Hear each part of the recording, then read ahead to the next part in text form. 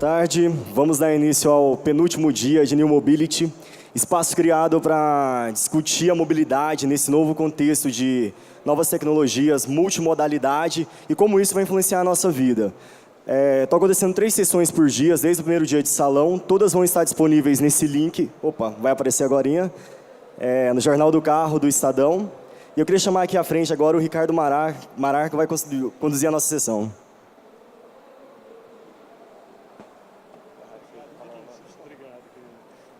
Boa tarde, eu sou Ricardo Marar, eu sou da Uninove, do mestrado em Cidades Inteligentes e diretor da Fiesp, do Departamento de Infraestrutura e Logística de Transportes. É com satisfação que hoje nós vamos trabalhar com esse tema instigante, que é o compartilhamento para ganhar, né? E nosso tema hoje, nós vamos contar com 4 palestrantes aqui, voltados mais para essa temática, mas de uma maneira bem ampla, o compartilhamento de uma maneira bem ampla. A relação espaço e mobilidade são fundamentais para o sucesso de uma cidade. E quanto melhor estiver equacionada essa relação, mais qualidade de vida nós temos para oferecer às pessoas. E é nesse sentido que eu gostaria de chamar aqui o nosso primeiro palestrante, o Gustavo da Urbano.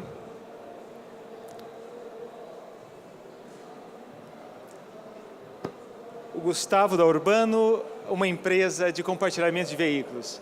Obrigado, Opa. Gustavo. Obrigado. Boa tarde. Eu vou falar aqui um pouco sobre compartilhamento, sobre a Urbano, sobre a LDS. Vamos lá. A LDS é um grupo que já atua aí no mercado há mais de 10 anos.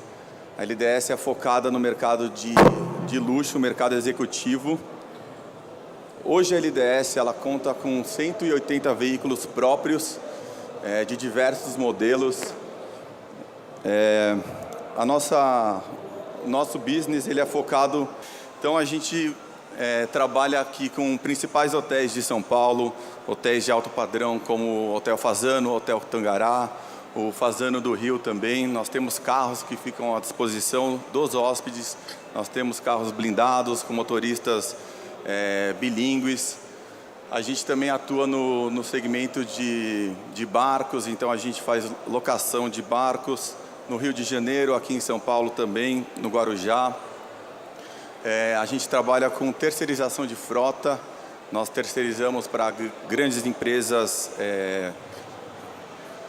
algum dos nossos carros, e o principal foco da LDS é o mercado de eventos. Então a gente faz grandes shows, por exemplo, Shakira, que veio recentemente, U2, Coldplay. A gente leva sempre os artistas, a gente leva toda a comitiva deles, da Fórmula 1. Então a LDS já está aí bastante tempo no mercado. E recentemente, um projeto de 2 anos atrás, numa das viagens que a gente fez para fora, a gente passou pela França, por Nice, e aí a gente conheceu mais a fundo o car sharing, e aí surgiu a ideia de trazer isso para cá, né? Porque é uma realidade, a gente vê que a cabeça das pessoas está mudando bastante ultimamente. A gente vê o compartilhamento aí como de diversos setores que está cada vez mais forte. Aqui tem um exemplo de uma furadeira, que é alguma coisa que você compra uma vez na sua vida, que você nunca mais utiliza. Então, assim, qual que é a necessidade de você ter uma dessas só para você? Por que não compartilhar as coisas? Compartilhar é o novo possuir. Então, atualmente, você compartilha suas músicas, você compartilha experiências, você compartilha informações. Então, assim, cada vez mais as pessoas têm essa mentalidade. O Airbnb é uma prova disso. Há 10 anos atrás, quando é que você imaginava que você ia abrir sua casa para uma pessoa que você não conhece, tudo através de uma plataforma, ainda você ser remunerado por isso? Então, por que não compartilhar também um carro, né? As pessoas cada vez mais querem deixar de ter o carro, porque a gente tem aí milhares de opções. Para quem faz conta, não precisa ir muito longe. Quem aqui conhece alguém que falou, não quero mais ter carro porque eu vou andar de Uber, de Urbano, de Cabify, de bike. Se você fizer as contas, você vê que realmente não vale a pena, você tem diversos modais hoje para utilizar. Então a gente acredita que essa realmente o futuro, é a tendência. Aqui alguns dos benefícios dos carros compartilhados. Cada carro compartilhado, ele tira até 13 carros da rua e inibe a compra de 27 veículos. Então a gente melhora no trânsito, a gente melhora com a poluição, a gente ajuda a mobilidade. Aqui mais um dado que mostra o quanto você utiliza, quanto por cento o seu carro fica parado durante o dia. Isso numa média. Bom, eu vou falar aqui um pouco dos tipos de compartilhamento. Nós temos o modelo Round Trip, que é aquele clássico que você vai até a locadora, você dá a sua CNH, você assina o papel, você confere o carro, você utiliza ele e você tem que devolver no mesmo lugar que você pegou. Aqui um outro modelo, o One Way Trip, você pega o carro num ponto A, por exemplo, num estacionamento e devolve num ponto B. E esse é o modelo que a gente trouxe, é o que a gente mais acredita, que é o Free Floating. Então, como que é o Free Floating? Eles são carros que ficam distribuídos em áreas de São Paulo. Por enquanto a gente está aqui em São Paulo, em 13 bairros. E você consegue localizar o carro que está mais próximo de você. Ele fica em áreas que nós denominamos Home Zones. Então você consegue localizar o carro pelo aplicativo e reservar pelo aplicativo e abrir o carro pelo aplicativo. A chave já vai se encontrar dentro do porta-luvas do carro e, obviamente, você tem que fazer um cadastro antes, então a gente verifica a CNH, tem toda uma verificação dos dados para ver se o motorista está apto a dirigir e uma vez isso, ele estando cadastrado, ele consegue visualizar e utilizar o aplicativo. Basicamente, esse é o mesmo sistema que a Yellow utiliza, que vocês conhecem. É a diferença de uma bike, por exemplo, uma bike do Itaú ou do Bradesco, que você pega em uma estação e tem que deixar em outra. O nosso é o mesmo princípio, que você pode deixar o carro em qualquer lugar. O nosso carro, ele fica disposto na rua mesmo. Então, qualquer pessoa que está habilitada, que está cadastrada, ele consegue pegar o carro. Ele não fica em nenhum lugar privado. Bom, aqui é alguma das nossas dificuldades. A gente vem trabalhando aí bastante com prefeitura, com governos, para conseguir alguns incentivos. A gente sabe que fora do Brasil o pessoal ajuda bastante. Você tem vagas para carros compartilhados, você tem benefícios do governo para compra de carros elétricos, você tem também vagas, carregadores em todos os lugares. E aqui já no Brasil, aqui é um exemplo do plano de mobilidade urbana, que apenas 5% dos municípios tem esse plano, então a gente o governo prorrogou esse plano para o pessoal, enfim, para ter mais engajamento dos estados. E eu vou falar aqui um pouquinho da nossa operação, como que ela está. Então, a gente está operando aqui há 10 meses. Nossa frota, ela conta hoje com o Smart e com a BMW 3 elétrica. Ela é uma frota própria, então, para a gente crescer, a gente precisa comprar mais carro. Então, o nosso limitante hoje de crescimento é esse. A gente acredita que em São Paulo tem lugar para até 10 mil carros compartilhados. Nossa frota hoje conta com 65 carros. A gente está com 10 meses de operação. Nós já temos 8 mil usuários cadastrados na nossa plataforma. São mais de 50 mil downloads. E aqui são um pouco do nosso modelo de negócio. O que a gente pode fazer? A gente tem os carros que ficam na rua, o B2C para todos os clientes que são cadastrados. A gente pode oferecer também pacote de minuto. Então, se você tem uma empresa, uma grande empresa, você pode colocar um pacote de minuto e dar de benefício para os seus funcionários utilizarem.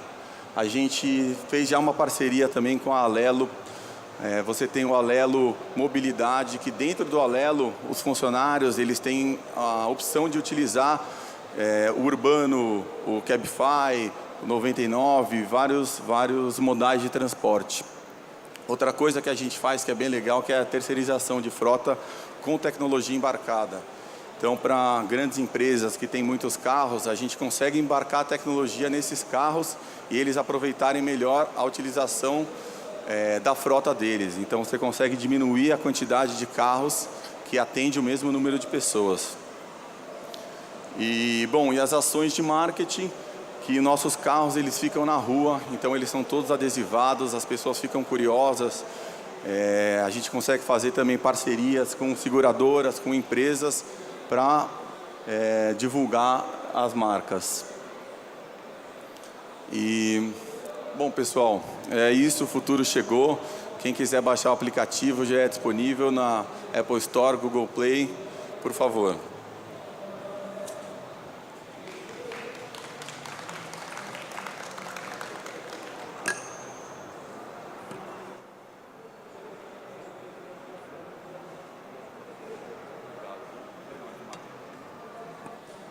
Obrigado, Gustavo.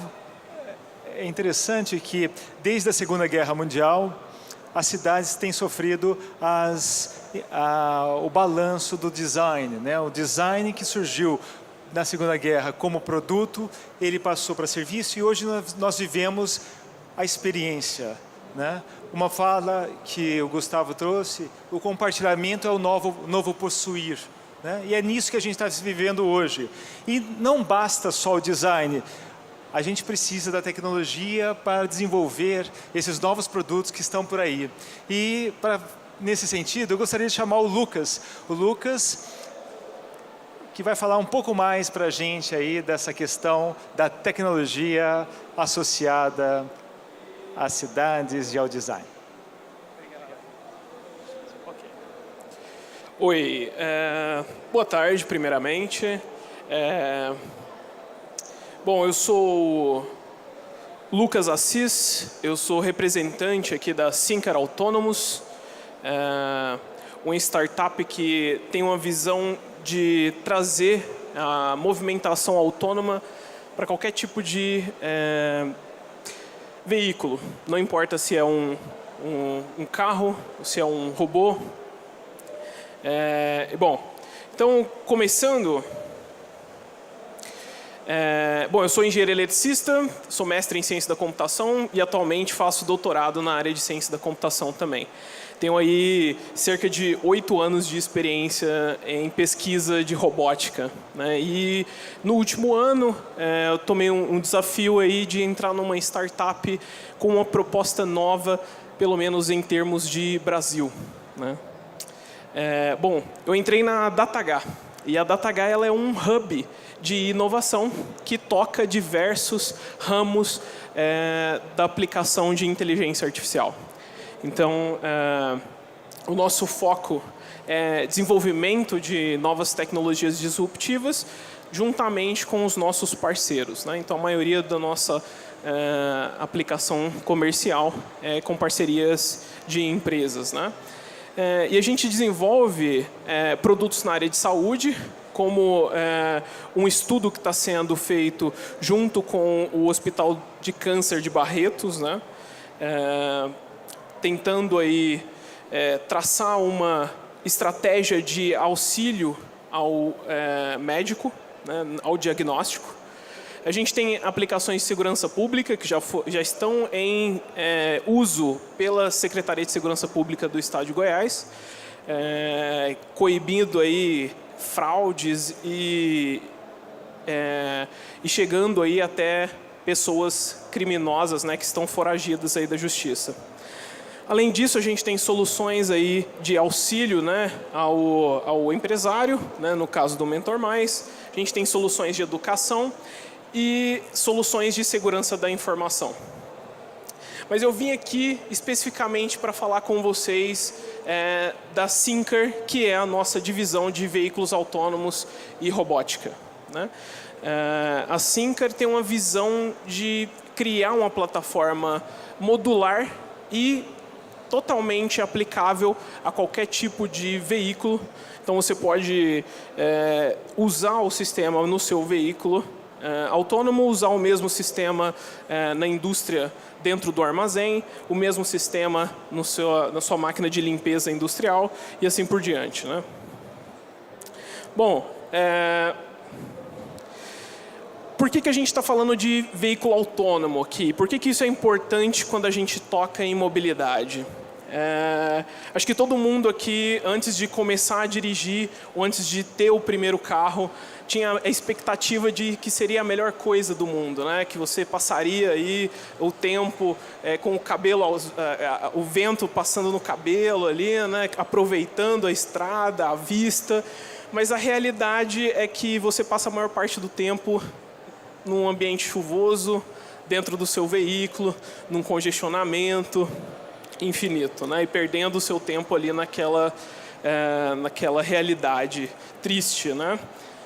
E o congestionamento acabou virando aí o grande vilão das metrópoles, né? Você tem aí Lima, você tem Buenos Aires, você tem São Paulo, você tem o Rio de Janeiro, você tem diversas cidades, né, de potências emergentes na América Latina que sofrem do mesmo problema. Você perder aí 3 horas, 4, até 6 horas do seu dia preso no trânsito, né? Bom, então o veículo autônomo ele chega como uma proposta para salvar o dia, né? Ele é o nosso grande herói. Eles podem salvar essas metrópoles aí dos congestionamentos. Como? Lógico que a gente não consegue eliminar, né? Só se a gente eliminar todos os carros, né? Criar soluções de transporte totalmente inovadoras, né? Mas a gente consegue, por exemplo, que você não perca o seu tempo dentro do carro. Você pode assistir a sua série favorita no Netflix dentro do seu veículo, pode tirar um cochilo depois de um dia de trabalho estressante, ou você pode ter um momento de conversa profundo, né? Que você normalmente não teria quando você está conduzindo um veículo, né? Então, um outro ponto positivo é que uma solução de veículo autônomo ela acaba trazendo aí a solução do problema de congestionamento sem a interferência do governo desses países emergentes, né? Então, o governo não precisa investir, não precisa planejar. A ideia é que as empresas que trabalham, como já foi visto aí fora do Brasil, elas acabam trazendo essas soluções para viabilizar os seus produtos, né? Mas aí fica a pergunta, né? Será que mercados emergentes, assim como o Brasil, elas estão preparados aí para absorver esse tipo de tecnologia? Bom, quem dirige aqui sabe que dirigir em São Paulo ou dirigir em qualquer metrópole do Brasil não é uma tarefa fácil, né? É uma questão de evolução, né? Na maioria dos países emergentes, isso é verdade não só na América Latina, né? Na Índia, na China, você tem aí que os motoristas eles se tornaram muito agressivos, né? Pelo meio que eles estão inseridos. Então, para, acho que, mostrar a dominância, grande parte dos motoristas acabam se tornando motoristas muito agressivos. Como esse aqui, né? Bom, então aí a gente consegue fazer um exercício de tentar perceber se a tecnologia atual que está sendo desenvolvida nos países que estão mais avançados nessa tecnologia, será que a gente consegue traduzir diretamente essa tecnologia para a realidade brasileira ou dos países emergentes, né? Essa agressividade e esse fator aleatório dos motoristas pode dificultar essa transição. E por último, né, e um ponto comercial que é muito importante, é que o baixo preço das soluções de transporte acaba inviabilizando um modelo de negócios inovador na área de veículos autônomos. Então, essas são perguntas que a gente ainda não tem a resposta, né? Infelizmente, senão a gente já estaria ganhando dinheiro. Mas a ideia é que, fazendo esse exercício, a gente consiga chegar em soluções para trazer um veículo autônomo para o Brasil. Bom, a Syncar hoje ela trabalha, além de veículos autônomos, a gente trabalha com robótica. E os nossos parceiros são a Jacto. A gente tem aí um protótipo avançado em desenvolvimento com a Jacto de um veículo de transporte autônomo industrial que carrega até 3 toneladas, né? Junto com a Hightech Elétrica, a gente está desenvolvendo um sistema de Drive Assistance no nível de automação 2 para auxiliar motoristas, né, que estão embarcando nessa jornada de inovação com o veículo elétrico e já chegando também com um veículo que pode te auxiliar com a frenagem automática, com seguir uma faixa, né, da pista de forma autônoma e estacionar também de forma autônoma. E por último, né, uma iniciativa que a gente está tendo agora esse ano junto com a Facens é criar a primeira equipe de competição de veículos autônomos da América Latina. Então a gente está nessa empreitada para colocar o nome do Brasil no mapa e falar que aqui a gente também faz tecnologia, né? Bom, muito obrigado. Essa é uma palhinha do que a gente vai discutir hoje. Espero que eu tenha pego o interesse de vocês aí. Obrigado pela oportunidade. Excelente. Bom, nós vimos agora a questão da autonomia dos veículos e vamos, na sequência, ver um novo modelo de negócios também, que voltamos agora para a questão do compartilhamento. Então, vamos chamar aqui a Tami, que é a CEO do nosso próximo modelo de negócio, que ela vai apresentar aqui, o MUBI. Boa tarde, pessoal. Obrigada pela oportunidade. Eu acho que o que me moveu estar aqui hoje, acho que são 3 paixões. Uma é empreendedorismo, empreendendo aí pela primeira vez e muito feliz. 2 é tecnologia. E 3 é a questão do compartilhamento de carros. Então, a MUBI é uma plataforma em que você pode compartilhar o carro de uma pessoa física. Então, de um seu vizinho, um que está aqui pode alugar do outro. E isso é muito legal porque tem um impacto social, né, em que a gente tira carros da rua. Então, vamos lá. Eu acho que essa questão do compartilhamento, na minha opinião, é algo que vem para ficar antes da chegada dos carros autônomos, né? A dúvida é que modelo que vai existir, mas a gente vai falar um pouquinho aqui de tipos de modalidades. Quando a gente pensa na realidade do Brasil, a gente tem mais de 50 milhões de carros particulares que são subutilizados, né? Há pesquisas que mostram que eles ficam mais de 90% do tempo parado. Então, se a gente calcular só com as horas que você está se deslocando, boa parte ele está parado em casa ou no trabalho, né? Ou em algum estacionamento. Isso é um problema.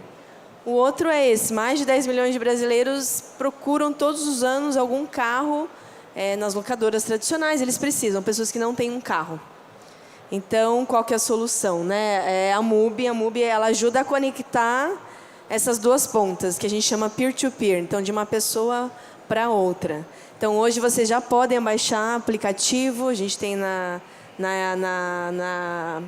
Apple e no Google Play, então vocês já podem baixar e já dar uma olhada, já tem carros até aqui perto ou próximo da casa de vocês também. Quando a gente fala de car sharing, né, e aqui já tivemos uma apresentação, são algumas modalidades, né? A MUBI está no que a gente chama peer-to-peer, mas tem o round trip, que geralmente é o modelo das locadoras. Você pega num lugar e devolve do outro, mas é o carro de uma locadora, geralmente. O peer-to-peer, como a gente disse, que é o modelo que você aluga de uma pessoa para outra, é um modelo já bem evoluído nos Estados Unidos, na Europa. No Brasil, hoje a MUBI é o maior player. A gente está há 1 ano e meio. E o flutuante, ou fixo, que geralmente é um carro que você pega em um lugar e devolve em outro. É um modelo que As montadoras aqui se destacaram, né, a BMW e a Mercedes na Europa, mas, na minha opinião, com o Uber e esses aplicativos, você acabou perdendo um pouco a relevância dessa alocação por minuto, né? E tem o One Way Fix, pontos fixos, que é um modelo de carros elétricos, né, que você larga num lugar com aquela, né, um recarregador. Tinha muito em Paris, não sei se alguém já foi um dia, tinha a cada 100 metros, mas esse Autolib fechou, que é um modelo que depende de muita infraestrutura, depende de muita coisa relacionada ao governo também. Então, o que a Mubi permite hoje? Você pode, através do mapa, né, olhar todas as opções de carros próximas, olhar por lista, fazer filtros. Para os clientes, né, um aplicativo fácil, né, porque você baixa, faz tudo pelo aplicativo, cadastro, e submete a CNH. Uma vez aprovado, não tem mais essa burocracia, né? E você consegue ter todo o sistema de avaliação. Nós temos 2 das maiores seguradoras do Brasil como parceiras, então toda a locação sai com seguro exclusivo. E para os parceiros, a gente chama os proprietários, que a gente chama de parceiros também. Tudo é feito através do aplicativo, de maneira muito simples, né? Cadastra o carro, passa por uma curadoria e depois os proprietários começam a receber os pedidos e têm autonomia para aceitar ou não. Recebe uma mensagem, as pessoas geralmente contam, vão visitar a família, né? Ou precisam para uma viagem de um evento. Então, é uma coisa que torna até mais pessoal, né, esse processo de aluguel. A Mubi, ela lança várias features, então, se vocês verem, é uma empresa de tecnologia, então a gente busca sempre estar inovando. Então, a gente tem um chat próprio, um Smart Match que a gente recomenda carros, e, além disso, uma série de outras ferramentas para o proprietário fazer a gestão. É muito bacana ver que, há 2 anos atrás, quando eu comecei a ideia da Mubi no Brasil, foi muito difícil, né? Foi 1 ano de negociação com as seguradoras, e hoje, agora, mais 1 ano para uma segunda seguradora que a gente conseguiu. E eu lembro que eu passava com os investidores, as pessoas geralmente não acreditavam. Nossa, aluguel de carro, de pessoa, eu não vou alugar meu carro, né? Mas é interessante ver como isso, depois de 2 anos, mudou, né? Então, por exemplo, a Toyota, né, a gente foi selecionado pela Toyota, até o presidente da Toyota lançou a nossa parceria semana retrasada. É um car sharing que a gente depositou uma patente para abrir o carro e fechar através do nosso aplicativo. E isso já está acontecendo com 7 carros da Toyota, na fábrica de São Bernardo e no Banco Toyota, ali perto da Berrini. Então, a gente está muito feliz de poder estar participando com uma tecnologia nova, já com uma das maiores montadoras do Brasil, do mundo, e tendo sido selecionado, né? Então, a gente vê esse movimento em que eles acreditam também nessa questão de compartilhamento, e nesse início, começando com os próprios colaboradores. Além disso, a gente foi acelerado pela Web Motors, então também há uma grande sinergia de pessoas que estão vendendo carro, enquanto não vendem, podem alugar. Então, a gente está até hoje com essa parceria com a Web Motors. E a gente foi selecionada pela Apple para lançar a Apple Pay já alguns meses atrás. Então, é muito bacana a gente ver que depois, né, de muita luta, a gente começa a ter muito reconhecimento outro dia também uma grande seguradora me procurou, participei de um workshop. Então, é legal você ver que os empresários começam a ver essa mudança, a necessidade de pensar em serviços on demand, né, em serviços de compartilhamento. E isso, quem sabe, a gente chegou naquele momento em que realmente é o tipping point, né, que todo mundo começa a adotar e a gente começa a sair daquele movimento difícil, né, de convencer, de ter a barreira cultural. Então, depois de mais de 1 ano, a gente já está, na verdade, com mais de 180 mil usuários, com pouco investimento em marketing, né? Somos uma startup pequena ainda, mais de 7 mil casos cadastrados, mais de 100 cidades no estado de São Paulo, em 10 capitais. E a gente está aí começando a expandir pelo Brasil. Então, se alguns de vocês também viajar para o Nordeste, a gente já está em Fortaleza, Recife, Salvador, no Sul, em Porto Alegre não entrou. Não, Porto Alegre, Florianópolis e Curitiba, a gente entrou há 2 semanas. E Brasília também, já temos, e Belo Horizonte, além de Curitiba. Então, a gente espera no ano que vem poder ampliar para todo o Brasil, porque, como eu falei, tem 2 modalidades que a gente está atuando, né? O peer-to-peer, que é esse que é de pessoa para pessoa, Então, as pessoas se encontram e entregam a chave fisicamente. Então, isso não tem uma barreira para a gente expandir para todo o Brasil. A gente dá todo apoio para o trâmite de multas. Se tiver algum problema, a gente já está aí operando com processos bem estruturados. E a tecnologia de abrir e fechar pelo nosso aplicativo, por enquanto, está só com a Toyota. Em breve, a gente também pretende lançar algumas novidades. Eu acho que a mensagem que eu queria deixar aqui, principalmente, é essa, né? O tema dessa palestra é compartilhar, né, para ganhar. Eu acho que faz todo sentido, é umas tendências do mundo. A gente vê essa geração millennial já mudando os valores, né, da posse para a experiência. Eu acho que muita gente que está no salão aqui ainda tem essa paixão por carro, né? E faz parte, né? Eu acho que a gente não quer mudar isso. Mas eu acho que é uma questão de racionalidade, né? O carro está parado, a pessoa não usa, se não tem tanto aquele apego mais, né? Por que não alugar para um vizinho, para um amigo que precisa daquele carro, às vezes, para viajar, né? Para ir fazer compras, né? A gente trabalha com, no mínimo, uma diária. Então, acho que não é uma mudança, é uma nova cultura, né? Essa questão de compartilhar. E eu acho que já é uma grande tendência global, né? A gente sabe que tem o Airbnb, que tem outros que você aluga, né? Pega um açúcar de um vizinho, etc. E eu acho que carro também é uma grande mudança. Já está fora do Brasil, super desenvolvido, e muito feliz de estar ajudando a construir isso no Brasil, né? Então, a gente já começa a ter um alcance bacana, milhares de né, brasileiros já usando, e a MUBI é uma startup brasileira fundada aí por mim. Então, muito feliz de estar contribuindo para a economia compartilhada no Brasil. Obrigada.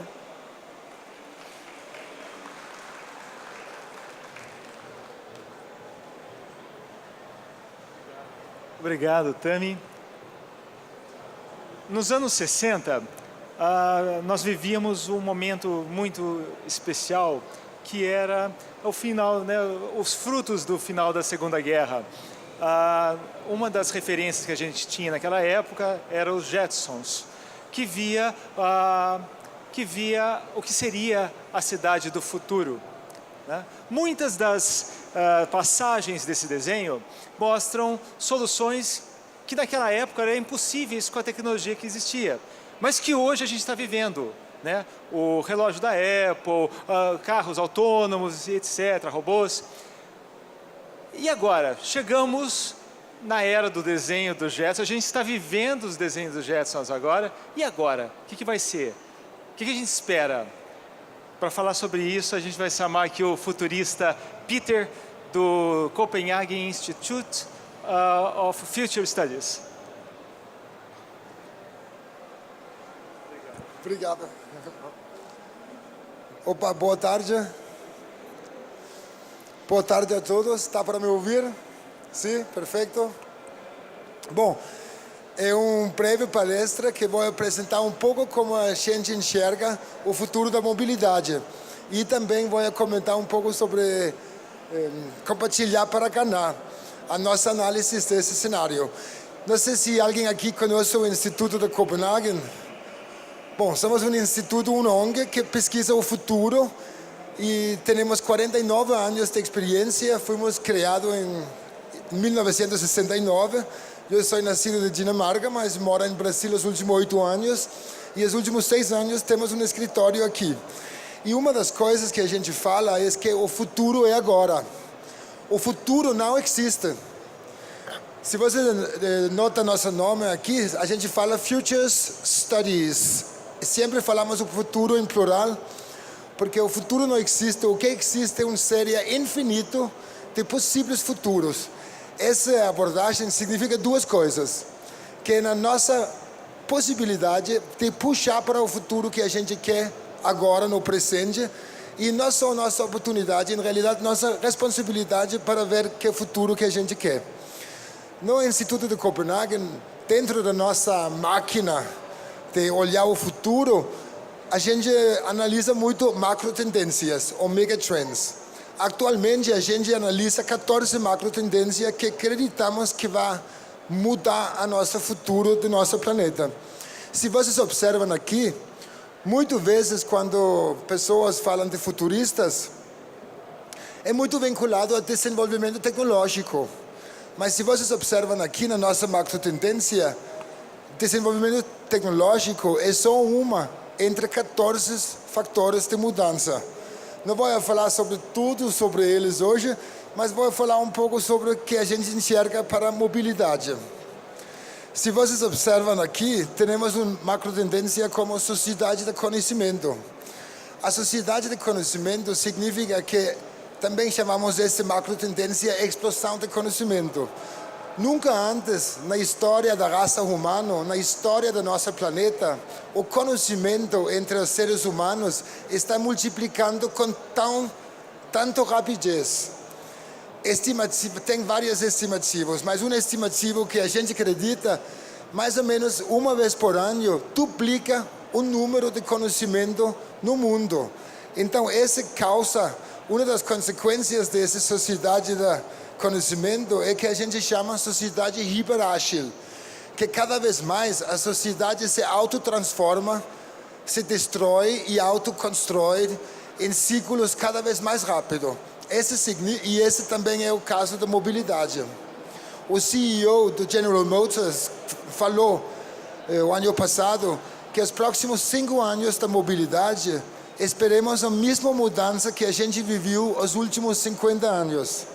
Então, resumindo nossa experiência com o futuro, falando de mobilidade, podemos resumir em 2 palavras: segura peruca, porque vai ser bem foda. Então, já vivemos uma era agora que a última década foi totalmente tombado pelo smartphone. Eu acho que todo mundo aqui confia em mim, concorda comigo quando fala que a última década o smartphone mudou a nossa dia a dia por completo. Totalmente sem esperança, não foi esperado de ninguém. Claro, como futurista, a gente quer saber que vai tomar conta da próxima década. Aí a gente tem alguns apostados. A gente acredita que esse bicho querido que domina todas as nossas vidas tem seus dias contados. A gente vai livrar da tela, vamos sempre ter alguém falando no nosso ouvido, mas essa plataforma já era. E o que está acontecendo? Se olhamos hasta o futuro de transporte, a gente acredita que o futuro de transporte tem a chave que vai ser a próxima fronteira de inovação na nossa sociedade. E o futuro de transporte, se você pensa comigo, hoje, em São Paulo, em Copenhague, em Tóquio, toda a nossa infraestrutura é 100% determinada pela infraestrutura de carro 1.0. Tudo, como a gente entrega a criança na escola, como a gente faz compras, como a gente trabalha, como a gente mora, tudo determinado pela infraestrutura trazido pelo carro 1.0. A gente acredita que o carro 2.0, que é o carro totalmente autônomo, o carro robô, vai ter o mesmo impacto na nossa sociedade, na nossa cultura, na nossa dia a dia. E vou mostrar alguns desses análises para vocês. Primeiramente, vou perguntar, por que o IKEA, que é o Tok-Stock da Europa, né? Por que a IKEA está fazendo um projeto de carro autônomo? Por que o Facebook está com um projeto de carro autônomo? Por que o Amazon está com um projeto de carro autônomo? Por que o Google está com um projeto de carro autônomo? Porque a parte da indústria de tecnologia e da indústria automobilística está de olho no setor de transporte. E por quê? Porque todo mundo espera que a próxima fronteira de inovação vai ser no transporte. Quando esse bicho querido não vai existir mais, a maioria das empresas gigantescas de tecnologia acreditam, e eu também, que a próxima fronteira, ou próxima interface com o consumidor vai ser alguma espécie do carro autônomo, vai ser no transporte, que vamos fazer nossas compras, que vamos tomar decisão aonde dormir, aonde curtir, aonde ir na natureza, aonde trabalhar, etc. A nossa análise, esse negócio de compartilhamento de carros é muito bom e eu acho fantástico fazer um serviço como o Mobi, o mundo precisa. A nossa análise mostra que provavelmente quando o carro vira autônomo, quando o carro vira autônomo, o que vai acontecer? Não vamos reduzir o número de carros. Ao contrário, o número de carros vai explodir no futuro, é a nossa análise. Porque tudo que hoje não consigo dirigir um carro, vai conseguir dirigir um carro no futuro.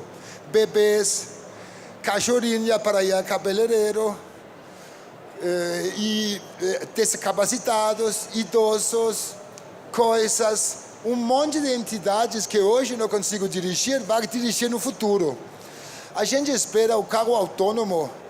Se chegamos a 2040, as 5 maiores instituições de pesquisa do mundo de transporte concordam de uma coisa: se chegamos a 2040, 50% dos carros do mundo vão ser autônomos. 50%. É muita coisa. Estamos falando no planeta total. Uma das coisas de nossa análise é que, quando o carro vira autônomo, tempo de transporte não vai ser mais visto como tempo perdido. Você pode fazer um tratamento médico, você pode fazer yoga, você pode fazer uma educação, você pode curtir, você pode fazer treinamento.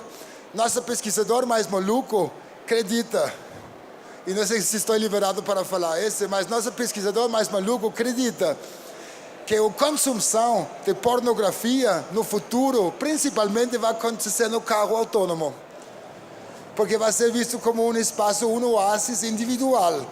Bom, então muitas coisas vão mudar, e já está mudando. Esse é um projeto de Volvo, se chama Polestar. Volvo está fazendo um projeto de carro por assinatura. Você não é dono mais de um carro, mas você assina. A gente acredita que a mudança do carro são em 3 patas: eletricidade, o carro do futuro vai ser elétrico, autônomo, e também a gente acredita que vai ser compartilhado. O conceito que a gente tem hoje, que somos donos de um carro que usamos para tudo, acabou. A gente acredita no futuro, vamos assinar serviços. Os ricos, tipo, vai ter suítes de 5 estrelas para rodear e fazer turismo. E todos os restos de nós vamos ter opções talvez mais humildes. Mas uma coisa é que quando a gente aluga e assina o serviço, o transporte vira serviço, a gente pode ter um conversível para o fim de semana, podemos ter um Porsche quando queremos impressionar aquele cita especial, ou podemos ter um caminhão quando a gente precisa fazer compras. Bom, então a gente acredita que a maioria do futuro, treinamento vai acontecer dentro do carro e vamos nos entender. Então, por isso, toda a indústria está de olho no setor de transporte. A gente também acredita que no futuro vamos ver volta da viagem do road trip. Você pode fazer um almoço em Paris, janta em Berlim e acordar em Copenhague. E por aí vai. O futuro é foda. Desculpa. Pode passar 2 minutos? Só para chegar no final. O futuro de combustível. Aqui temos algumas análises bem diferentes, né? Todos nós aqui estamos conscientes, menos Bolsonaro e Trump, que a mudança climática já está acontecendo. As queimaduras, os fogos que estão acontecendo em Califórnia, está indiscutível que é por causa de mudanças climáticas. O brasileiro é um dos povos mais focados na sustentabilidade do mundo. Então a gente acredita que olhamos no futuro da energia, o futuro da energia é renovável e é elétrico. E se vemos aqui, e principalmente vai ser um puxa pelos povos, porque não queremos mais poluir o planeta. Esse gráfico aqui mostra quando a energia renovável e a energia de gasolina vai encontrar em valor em 2023. Então, o governo de Dinamarca fez um decreto agora, em 2030 não queremos ter mais carros de gasolina. Mas esse decreto é de graça para eles, porque a partir de 2023, ninguém mais vai comprar carro de gasolina, porque não vai fazer sentido.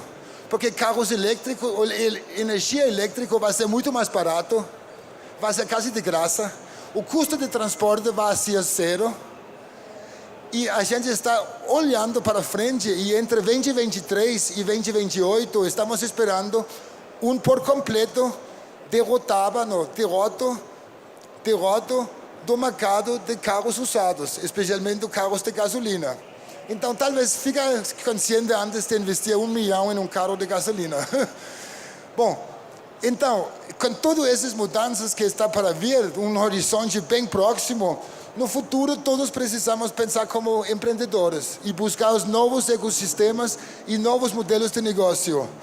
Porque para realmente criar espaço transformativo para o desenvolvimento humano, ampliando nossa perspectiva, e precisamos produzir algo na vida real das pessoas, resolver os desafios do nosso tempo e simplesmente precisamos lutar para criar o futuro e fazendo isso, levando a humanidade além dos limites conhecidos. Bom, esse foi os meus 12 minutos. Agradeço, obrigado por me ouvir.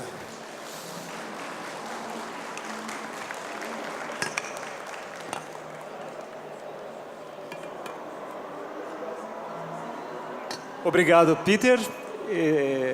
Trouxe bastante indagações aqui para a gente refletir, né? E agora eu gostaria de convidar aí todos os palestrantes.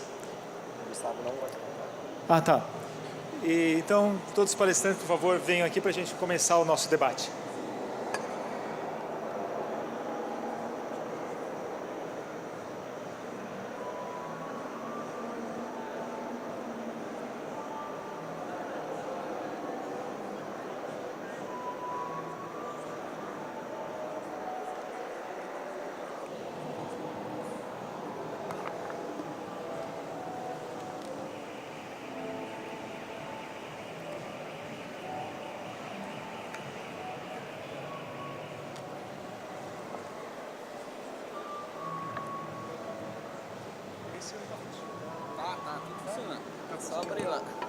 Alô? Alô?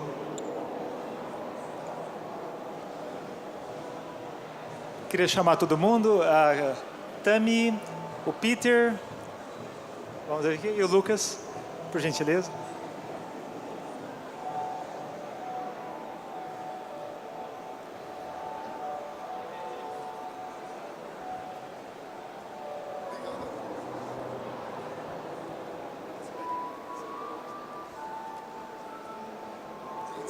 Muito boa, nossa figura fascinante.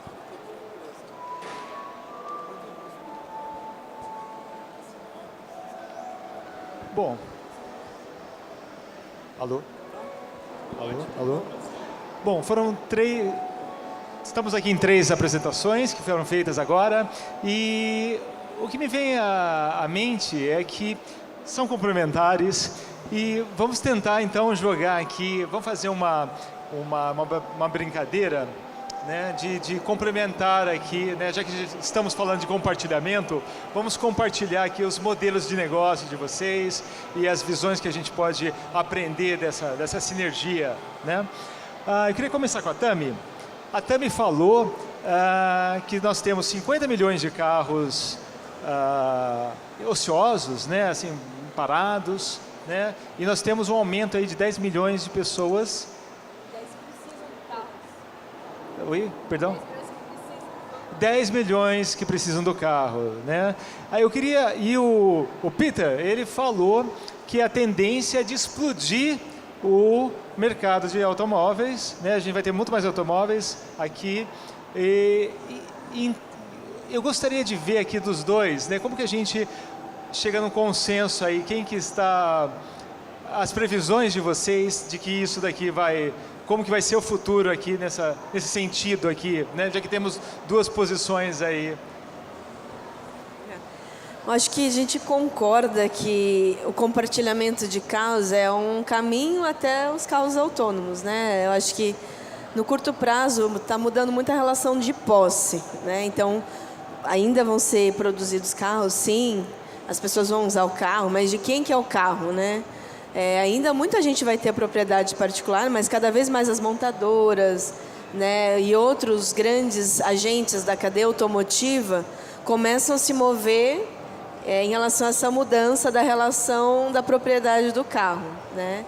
Então, a própria Mercedes e a BMW na Europa têm compartilhamento de carros próprios, né?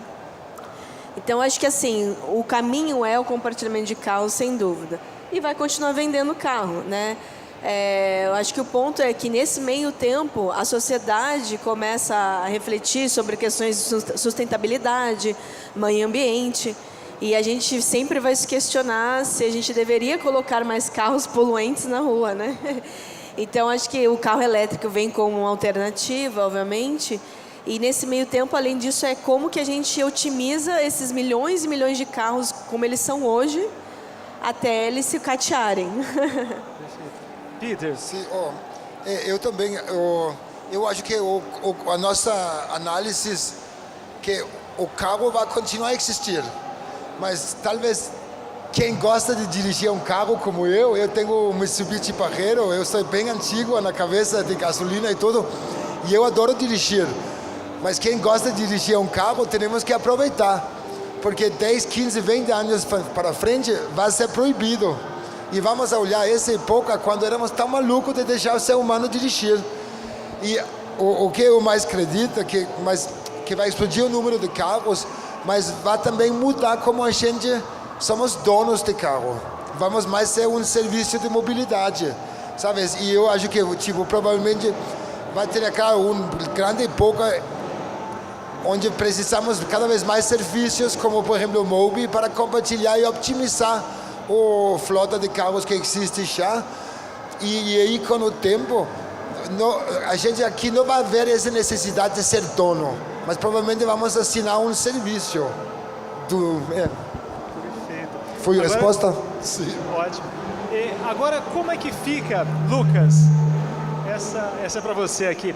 Como é que fica a questão quais são os desafios em termos de tecnologia que a gente está sofrendo para emplacar algumas soluções, né? Que tipo de dificuldades, desafios vocês estão enfrentando aí quando vocês pensam nas novas tecnologias aí para mobilidade? Bom, hoje acho que tem um consenso que o maior problema de veículos autônomos é conviver com outros motoristas, né? Se todos fossem autônomos, a gente pegasse uma chave e ligasse a partir de hoje, todos os veículos são autônomos, eu acho que essa transição ia ser muito mais fácil. Mas a gente sabe que isso não é possível.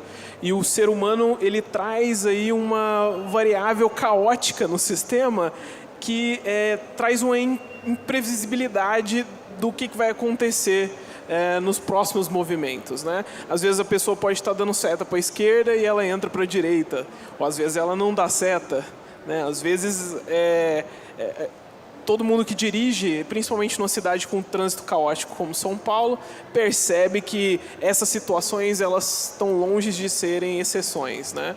E eu acho que o principal desafio é isso, conviver e tentar entender, né, essas dicas que às vezes um motorista experiente tem, como a gente vai passar isso para a máquina.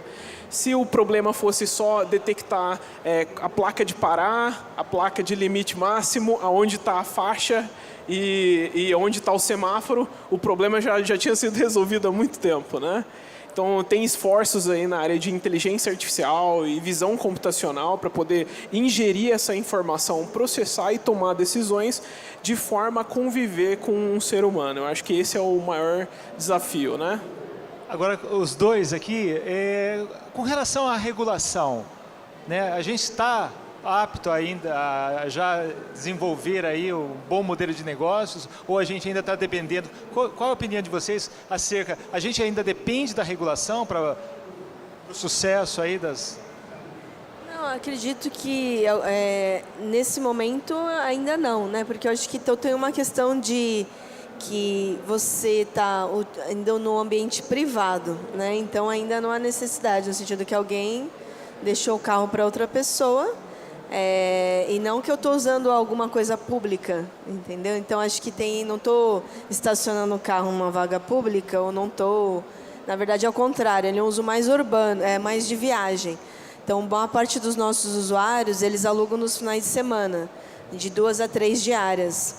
Então, não tem muito a ver com essa necessidade de regulamentação do uso urbano. É bem diferente do urbano, por exemplo, entendeu? É no mínimo uma diária. Então, acho que só uma questão de tributação que as pessoas vão pagar normalmente é imposto de renda. Mas, tirando isso, porque a gente gera uma renda complementar. Muitas pessoas tiram de R$800 a R$1.500 por mês, alugando o carro nos dias em que não usa.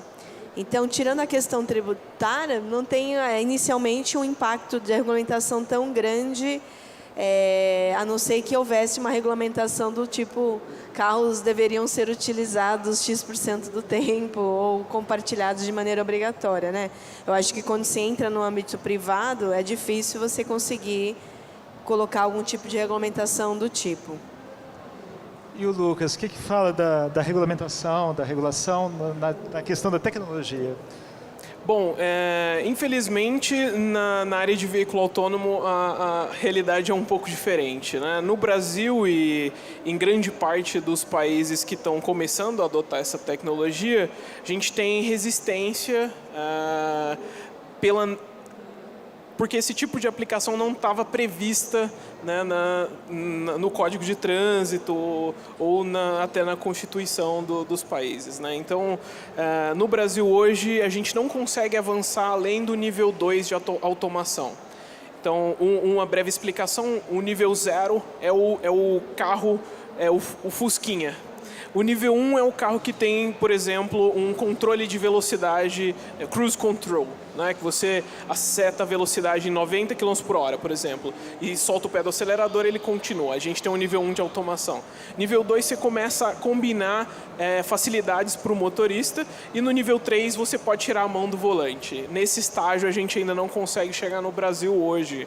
A gente precisa sentar como sociedade e discutir qual é a aceitação, por exemplo, de uma fatalidade no caso de um acidente com um veículo autônomo, né? De quem é a responsabilidade? É da montadora, é do fabricante, é do motorista supervisor? Então, essas coisas ainda não foram discutidas no Brasil e elas estão começando a serem discutidas no mundo afora, mas a gente ainda tem que amadurecer essa etapa. Então, eu prevejo que esse amadurecimento tem que acontecer para liberar o desenvolvimento da tecnologia também. Você quer falar alguma coisa? Assim, eu queria só suplementar que a nossa análise é que a regulação vai ser essencial no futuro, não? Que é verdade que ainda a tecnologia autônoma não está quase pronto, mas ainda falta aquelas coisas. Mas, por exemplo, hoje no Brasil morre 60 mil pessoas no trânsito, aproximadamente 58 mil pessoas por ano, equivale a 2 bombas nucleares por ano que morrem no trânsito. A nossa previsão é que, fora que sim vai ter alguns acidentes no início do carro autônomo, mas no longo prazo o carro autônomo vai ser muito mais seguro que o trânsito hoje. E a nossa análise tão bruto que em 2040 vamos ter 50% de veículos autônomos, é porque os grandes espaços urbanos no mundo, os que são mais adiantados, vão proibir a circulação de carros como conhecemos hoje, como turista. E eles vão conseguir os espaços que não pode mais dirigir carro como conhecemos hoje, vão conseguir reduzir a mortalidade a quase zero. Então aí os outros governantes que não aplicam essas regras vão ser vistos como irresponsáveis, matando o povo deles, né? Então, bom, esse raciocínio eu acho bem interessante. E esperamos que vamos reduzir 60 mil mortes em Brasil só. É muito, galera, por ano. Olha, me veio à mente a questão do modelo de negócio. Voltando para a Tami, qual foi o aprendizado que você teve nesses 2 anos aí de MUBI? O que vocês aprenderam? O que vocês não repetiriam? Ou, por favor. Eu acho que aprendizados eu daria para listar aqui o dia inteiro, né? Eu acho que não tem como empreender sem não estar aprendendo todos os dias algo, né? Mas eu vou tentar aqui falar alguns principais aprendizados. Eu tinha vindo do mundo corporativo, eu tinha sido consultora da BCG, depois eu fui diretora na Smiles, né, um programa de fidelidade. Então, um dos primeiros erros foi vir com a cabeça de executiva, né? Então, aí você quer contratar uma agência, você quer fazer tudo um pouco grande. E não, tem que estar ali atendendo o telefone, entendendo a dor do cliente, mas na ponta, né? Então, acho que essa é um grande aprendizado. Até hoje eu foco nas dores. O que o meu cliente ou o meu parceiro estão precisando, né? Não é o que eu acho legal, assim, é realmente ali, atendendo o telefone, encontrando as pessoas e escutando o que eles estão precisando, né? Porque se a gente está desenvolvendo uma tecnologia, é para ajudar alguém a resolver algum problema. Então, esse é o primeiro aprendizado, que as grandes empresas, às vezes, focam em questões mais políticas internas, de aparecer qualquer coisa na mídia, do que realmente está pensando em resolver um problema. Acho que esse é o primeiro aprendizado, né? E aí são muitos outros, mas eu acho que um outro ponto importante é a questão de que é muito válido, eu acho que só sobrevive uma empresa com um propósito.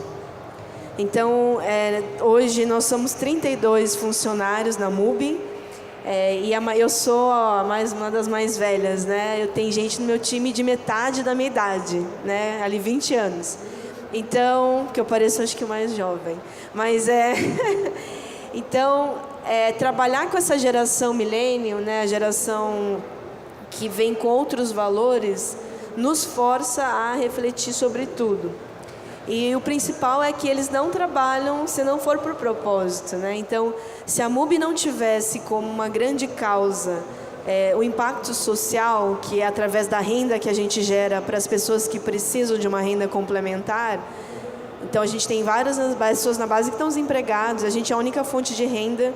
Eu contei essa história outro dia, mas eu vou até comentar de novo. Tem uma proprietária que o carro dela foi para a praia 3 vezes e ela não foi até hoje na vida dela para a praia. Então, assim, é muito louco, né? Você pensar que as pessoas, essa relação da posse em função da experiência, né? Que essa geração já traz isso, né? Por que eu tenho com o carro? Por que eu não posso pegar um ônibus também para a praia, né? Mas é muito louco. Mas a gente está, de qualquer maneira, tem uma pessoa, hoje tem uma limitação de saúde, então a gente ajuda ela com essa renda e a gente espera poder ajudar ela a poder ir para a praia pela primeira vez, né? Então, ter esse tipo de propósito em que a gente está ajudando muitas pessoas, né? Milhares de pessoas, isso é fundamental para a sobrevivência e para a retenção de talentos. Ótimo. Agora, a gente já está caminhando para o final. Eu queria deixar o espaço aberto para os três, para falar, complementarem as apresentações e colocar alguma coisa, algum pensamento aí de como será esse compartilhamento no futuro. Bom, tem um pedaço de história que eu acho que é muito interessante compartilhar, é que desde acho que da criação do veículo a combustão, você tem um problema comum a todo tipo de solução de mobilidade, né, que é sempre o motorista. Se você pegar o primeiro carro a combustão lá do Carl Benz, se não me engano, você tinha um carro que andava a 18 km por hora, os incríveis 18 km por hora, e no seu primeiro test drive ele bateu num muro. Então, acho que uma coisa que eu posso deixar para quem está nos ouvindo, né, e nos acompanhando, é que, assim como o Peter falou, essa ideia de você transformar a direção só num hobby e deixar um robô fazer aquilo por você, acaba sendo um benefício geral para a sociedade, né? Então, você pode comparar que no futuro o carro vai ser como o cavalo, né? Você vai levar ele para andar só na hora de hobby e no lugar específico onde ele foi designado para andar, né? Eu acho que essa é a mensagem que eu posso passar como o futuro da mobilidade, né? A gente aproveitar mais a vida e não perder ela dentro do congestionamento. Obrigado. Tami. Fazendo a ponte, a minha mensagem é a mesma, né? Eu acho que hoje eu estou muito feliz, realizada como empreendedora. Vendi meu carro há 2 anos, só ando de bicicleta também, ou desses aplicativos. Quando precisa, né, eu alugo um carro. mas me traz muito mais liberdade na mobilidade, né? Andar a pé, estar mais próximo até como cidadã, eu acho, das pessoas. Mas eu acho que além disso, a questão da gente fazer o que a gente gosta, né? E ser feliz. A vida é curta, a gente tem que trabalhar com propósito. Realmente eu descobri isso e espero que todo mundo tenha essa oportunidade. E de empreender, né? Eu acho que no final, e o Peter falou isso, né? Eu acho que esqueci o nome que ganhou um prêmio Nobel, do Banco Grameen, ele fala que todo mundo deveria ser empreendedor, e hoje eu entendo o que ele fala, porque eu acho que a gente vem da Revolução Industrial, né, a cena do Charlie Chaplin, todo mundo apertando parafuso, e eu acho que as pessoas ainda estão um pouco assim nas grandes empresas. E eu acho que a gente, como empreendedor, a gente acaba trazendo o nosso melhor em tudo. A gente tem que ser criativo, a gente tem que ser bom com as pessoas, a gente tem que ser bom analiticamente e trabalhar em time, tudo, né? Então, acho que compartilhar, eu acho que é a tendência, né? Então, buscar desde um coworking, né? E compartilhar o seu carro, a sua casa. Você foca mais nas experiências do que na questão da posse, né? Eu acho que o mundo precisa mudar, nem sem hipocrisia, né? Todo mundo quer um pouco de conforto também. Mas eu acho que a gente está focado demais na questão material ultimamente. Eu acho que tem muito a evoluir aí. Obrigado, Tami. Peter, contigo. Eu acho que o que eu queria passar como última palavras é que esse aqui, os dois empreendedores, duas empresas empreendedoras, é esse que se trata todo. Que eu acho que no futuro da mobilidade, nosso futuro todo está no ar. Tudo está no ar, tudo pode acontecer e a gente precisa se jogar, como se fala aqui, né? A gente precisa se jogar e criar o futuro. Muitas vezes, quando eu trabalho no setor automobilístico, na indústria de automóveis, eu sempre venho essa pergunta, ou quando eu faço workshops, cursos, etc. Sempre vem a galera com essa pergunta, mas o Peter, o futuro de transporte nunca vai ser desenvolvido no Brasil. Então vamos esperar e ver o que faz fora e nosso governo nunca faz acontecer, etc. Aí eu falo para eles, eu acho que esse ponto de vista está errado. Que não tem nada que impede o padrão futuro da mobilidade sendo desenvolvido no Brasil. É só unir as forças empreendedoras do país e realmente falar. Não tem nada que impede que o futuro ecossistema da transporte individual e compartilhado, etc., não seja desenvolvido aqui. Nada. E esse eu acho que precisamos colocar no palco, né? Da indústria mais tradicional. Esse. Posso fazer? Acho que só aproveitar, acho que eu concordo. O Brasil é um país de desafios de mobilidade, e quando a gente passa pela essa dor, pelos problemas, é daí que vem as soluções. Então, a gente já tem o primeiro unicorn, que é a 99. Eu acho que há muito espaço para o Brasil ser sim um polo de inovação em mobilidade. Eu acredito nisso também. Lucas, quer falar, fechar? Obrigado. Estou muito honrado aí de moderar as 3 palestras fantásticas aí de futuro. Queria agradecer aos palestrantes, queria agradecer ao Salão Automóvel, à RID e ao Grupo Estadão pela oportunidade e agradecer a presença de todos vocês aqui. Muito obrigado e dou por encerrado.